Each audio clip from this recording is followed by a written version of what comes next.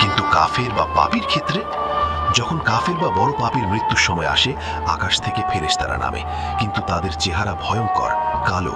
তারা সাথে নিয়ে আসে জাহান্নামের চট এবং দুর্গন্ধ। মৃত্যুর ফেরেশতা আসে এবং কঠোরভাবে বলে, হে নাপাক আত্মা, বের হয়ে এসো আল্লাহর ক্রোধ এবং অসন্তুষ্টির দিকে। হাদিসে এসেছে তার রূহ শরীরের সাথে আটকে যায়। রূহ বের করতে হয় যেমন ভেজা পশমের মধ্য থেকে শিক কাটা টেনে বের করা হয়। পুরো শরীরের রগ মাংস ছিঁড়ে যায়, ভয়ঙ্কর কষ্ট। রূহ বের হওয়ার সাথে সাথে এত দুর্গন্ধ বের হয় যে পৃথিবীর সবচেয়ে খারাপ দুর্গন্ধ তার কাছে কিছু না। তারপর ফেরেশতারা রূহ নিয়ে আকাশে উঠতে চায়, কিন্তু প্রথম আকাশের দরজাই খোলে না। ফেরেশতারা বলে, এই নাপাক আত্মাকে নিয়ে যাও।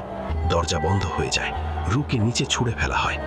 রাসূল সাল্লাল্লাহু আলাইহি ওয়াসাল্লাম বলেছেন, যে ব্যক্তি আল্লাহর সাথে শরীক করে সে যেন আকাশ থেকে পড়ল এবং পাখি তাকে ছিনিয়ে নিল অথবা বাতাস তাকে দূরের কোথাও নিক্ষেপ করল।